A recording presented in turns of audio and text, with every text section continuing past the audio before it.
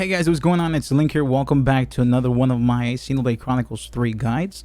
Now in this guide, I am going to be going over gems, why you want to use them, how they work, and all that stuff. So first things first, when you unlock them, if you go over to characters, you will find that the gem category is now available. So you get your first gem slot right away automatically when you get first introduced by it. So afterwards, at level 20, you get gem slot number 2, and at level 40, you get gem slot number 3.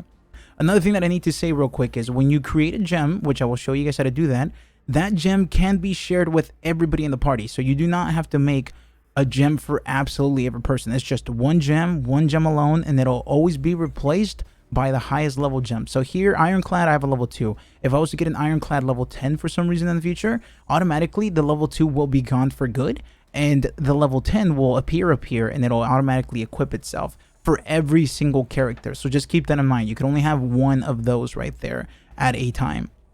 So with that being said, when you want to make more gems, you're going to come over to the campfire in any place, it doesn't matter, and you're going to go over to the gems tab. Now, another thing that I need to say too is you can use gold coins to craft gems if you do not have the required materials. You also need ether cylinder, but you can find that around the world just by looking for green beacons of light or whatnot. So should you use gold coins? I would say hold off on that unless you absolutely need to, because you just can't find the monster part or whatever. But other than that, you should be fine. The reason why I'm saying hold off on gold coins is because later on you will come across a shop that allows you to use coins, which I made a video for too, by the way.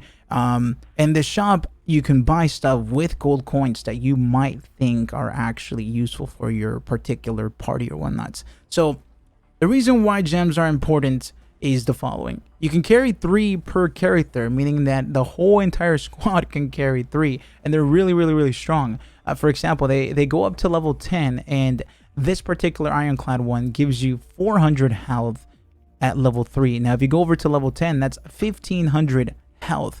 You can put this on the tank, you can put this on the healer, you can put this on the DPS, you can put this on absolutely everybody, which is crazy. And remember, you only have to craft it one time, and everyone in your party can equip it. But keep in mind, only 3 gems can be equipped at a time. So at some point, you will not have any of the other ones or whatnot. So you can only equip maybe like 1 attacker, 1 support, and then 1 all-arounder or other or whatever you want to call this particular gem or whatnot.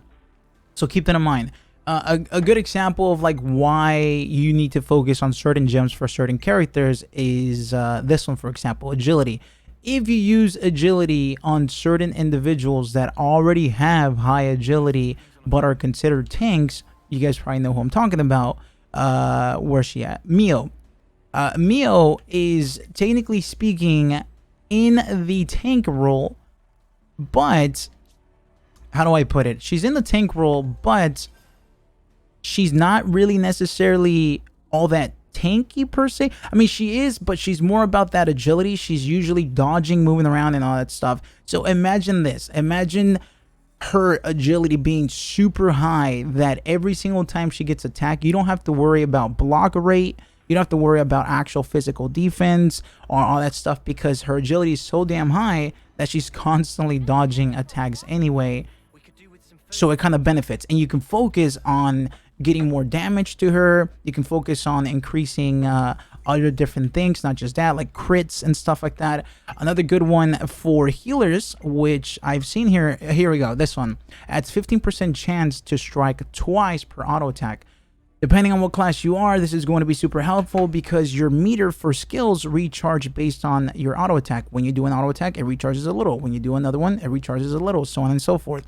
So imagine you got a 15% chance to do 2 auto attacks. That means it'll recharge twice and 1 single rotation of auto attack. Of course, it's not going to fill up the meter, but you get the point. At level 10, it's 40% chance, which is insane.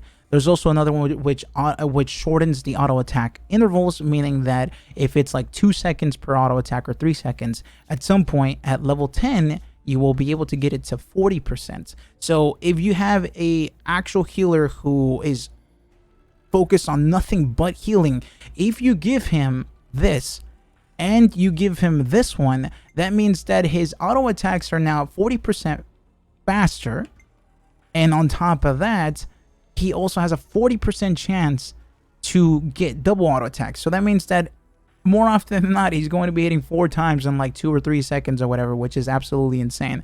And last but not least, if you go over to the green side, which is for supports, you could probably add increases healing by 20.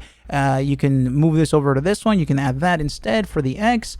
You can add a bunch of different things. So as you can tell, comboing these things is definitely useful. And again, it has nothing to do with accessories or armor that you equip or any of that stuff. This is just always going to be on your character unless you change it.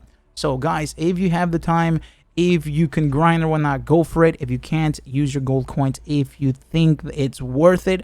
But I would say hold off on using your gold coins until you find the store that allows you to, or rather till you come across the store that allows you to buy stuff with no pun coins. Once you see what they offer, if you think it's not worth it for whatever you're aiming for, then use your no pun coins. Go on ahead.